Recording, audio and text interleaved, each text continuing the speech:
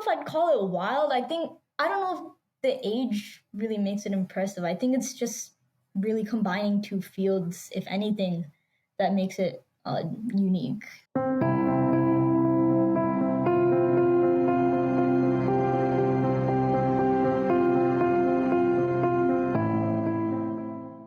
Hi, everyone, and welcome to Talking Inclusivity with the Hive.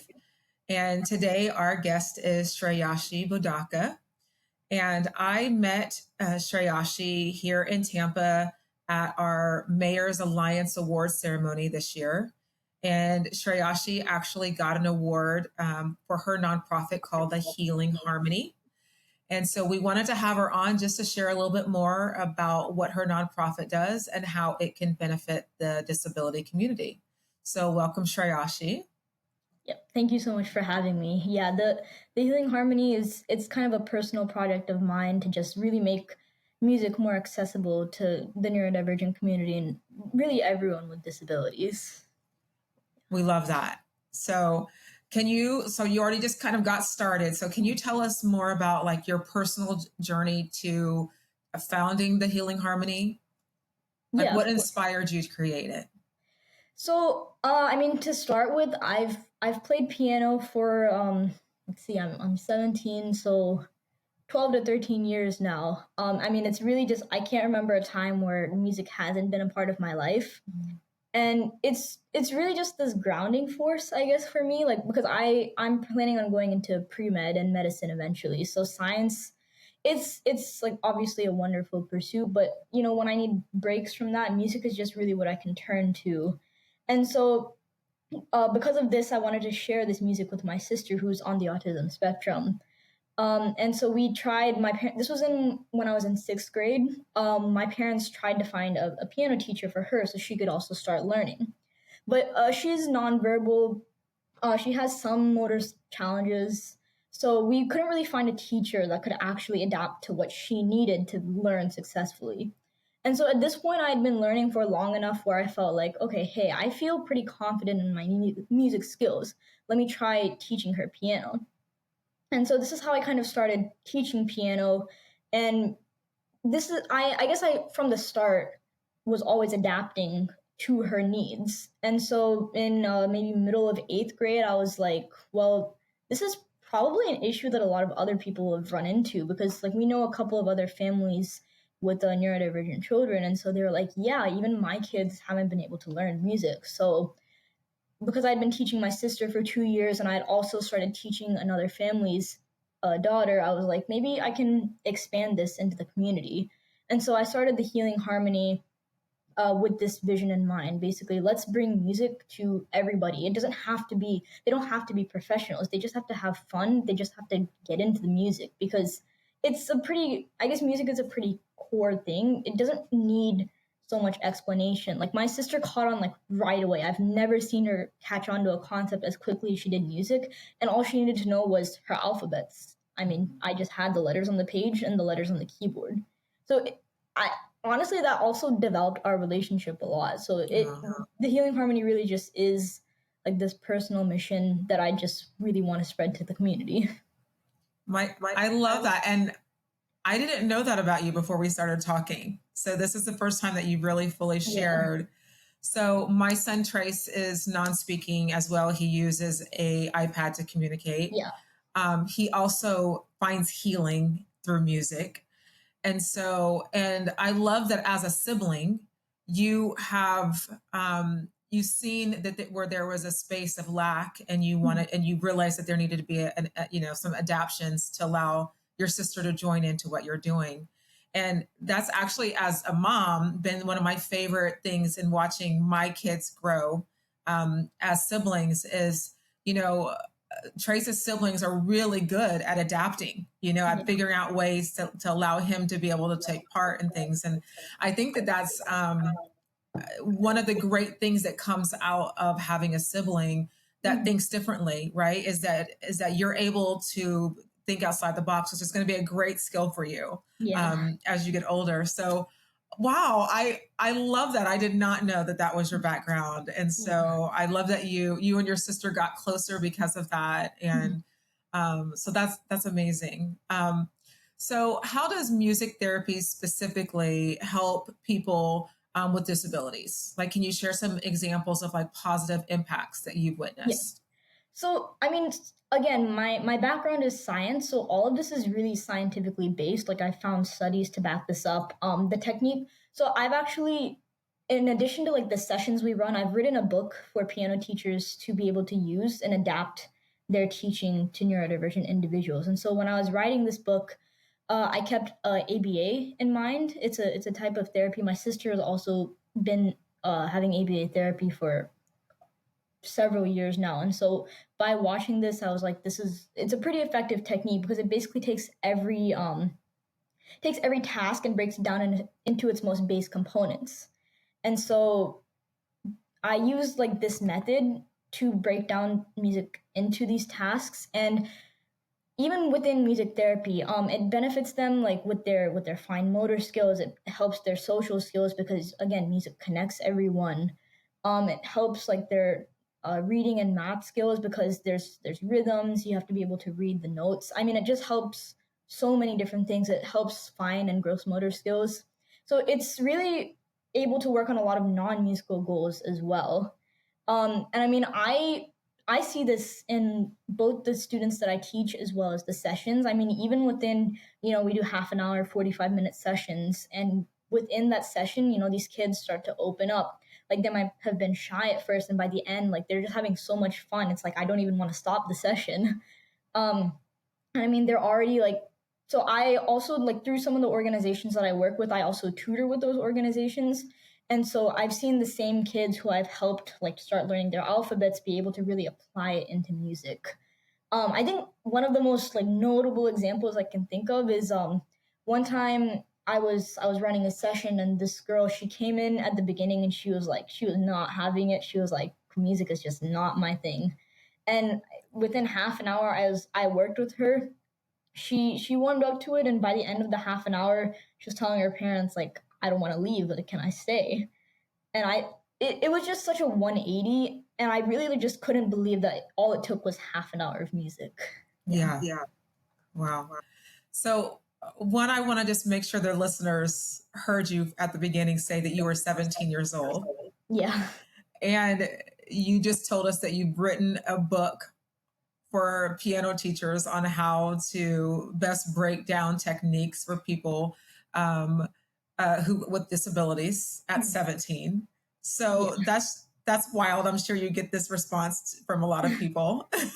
Yeah. I mean, I don't know if I'd call it wild. I don't know if the age really makes it impressive. I think it's just really combining two fields, if anything, that makes it unique.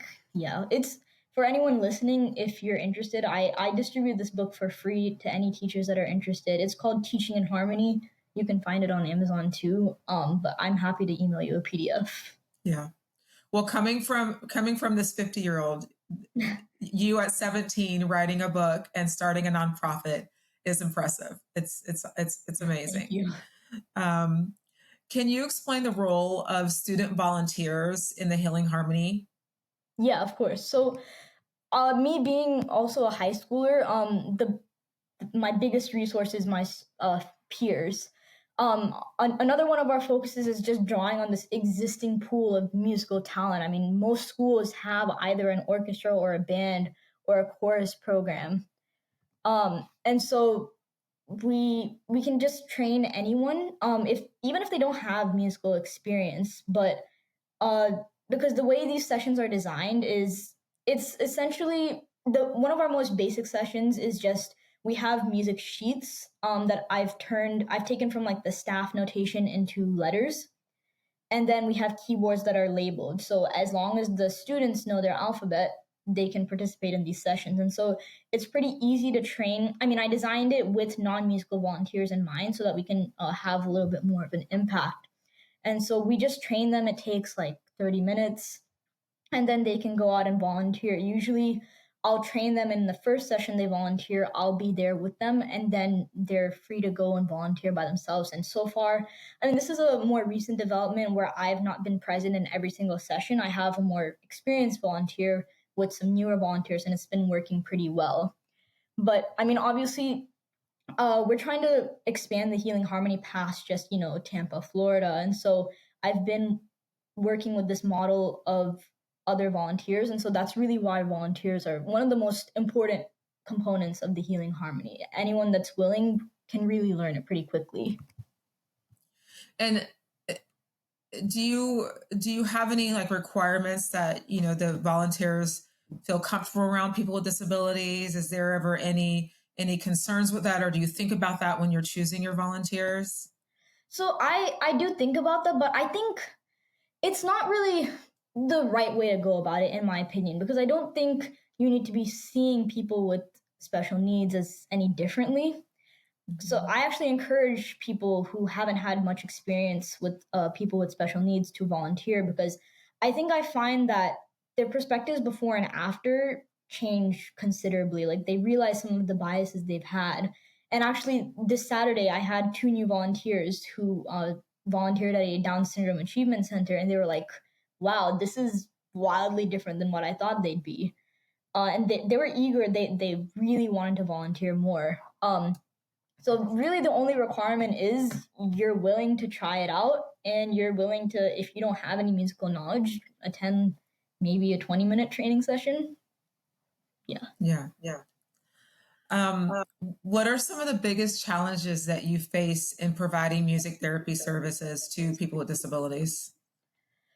So I'd say our biggest challenge right now, our two main biggest challenges right now, are finding volunteers and funding, because for volunteers, it's hard to work with schedules, especially with high school volunteers. And again, we're like maybe a medium sized organization, so we're still working on finding adult volunteers and more consistent volunteers, I guess is the right word, because we can find people for one or two sessions, but a lot of organizations express interest in having consistent sessions like monthly, weekly, and so really we just need more volunteers. And as for funding, so another part of our I guess our mission and our outreach is we donate instruments.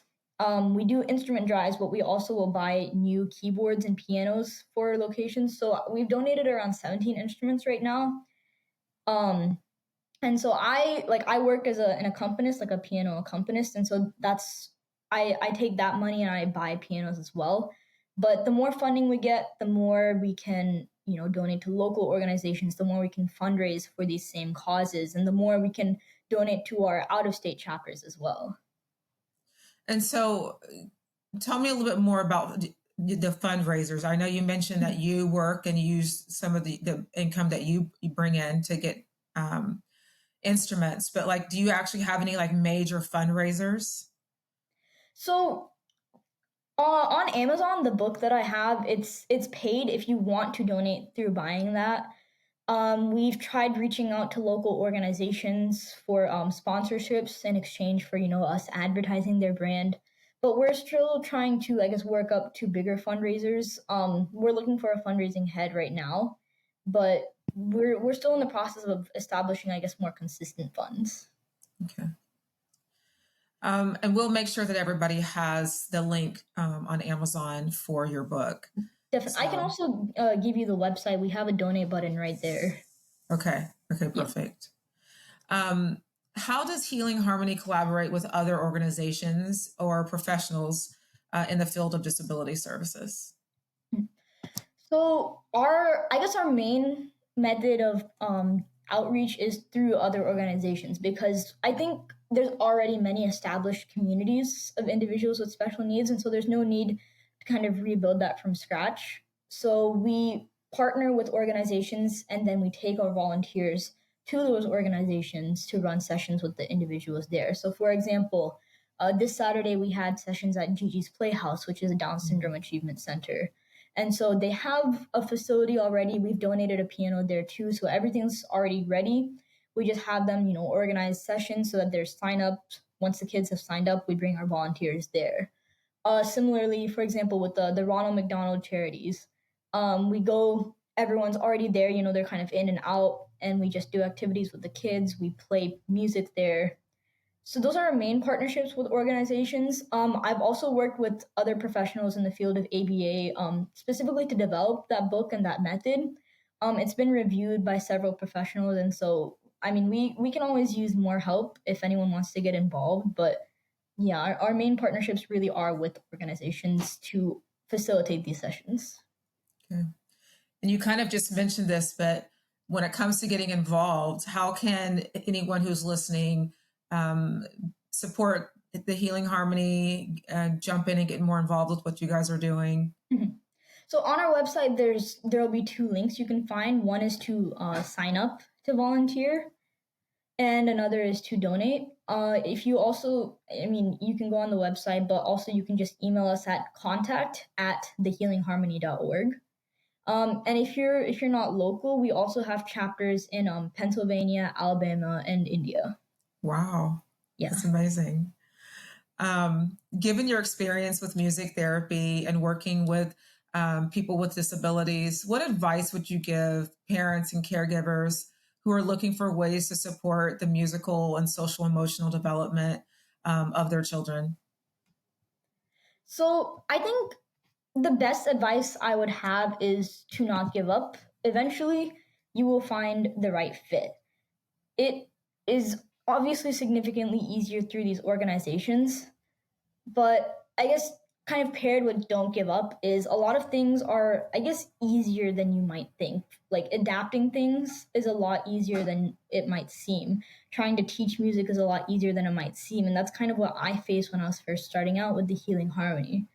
Um, I think the mistake I've like personally that we made early on with my sister is we didn't really find community organizations like the Healing Harmony, or if you've heard of CARD, the Center for Autism and Related Disabilities. Like those kinds of organizations are really powerful at bringing resources to you. For example, on our website, we have a directory of music teachers that like we've trained, and so we know that they're neurodivergent friendly. And so through that, we've been able to connect people with teachers. But I mean, it's really just work with those individuals. You'd be surprised at what you can do just by yourself with very little like research into whatever it is. Like if you're trying to, I've taught my sister math, reading, as well as music, and so I was like, well, how do I teach math? And it didn't take that long to really figure out a way for myself to become a teacher. And so it's really just don't be afraid to try things out yourself. Don't be afraid to just really push through things, and mostly it will work out. Yeah. And I think too that you just had this belief in your head that she could do it. Yeah. Right. And so I think that as small as that sounds, it's a huge piece to someone starting something like this, right? Is just the belief and the understanding that that person with disabilities is perfectly capable of learning, and just being exposed to it would help in that process.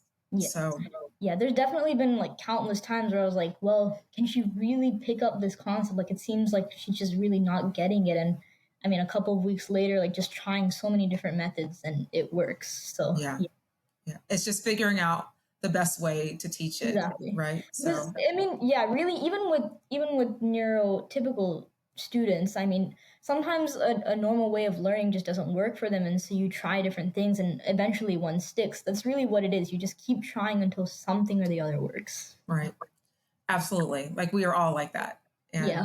So, what role do you see music playing in fostering a more inclusive and compassionate society?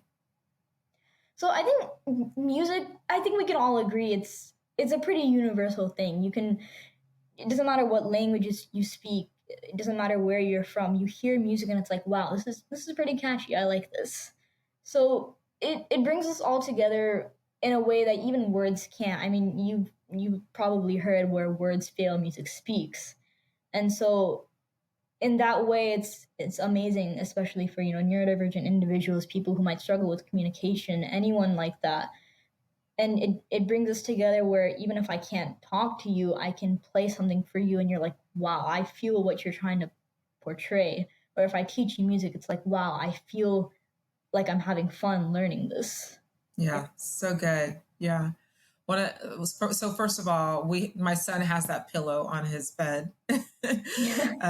and with that saying on it, and also he tells us that his music speaks for him, and Mhm. so it's so good. So Shreyashi, again, this has been such a great conversation. We are going to support um, healing music. Am I saying it right?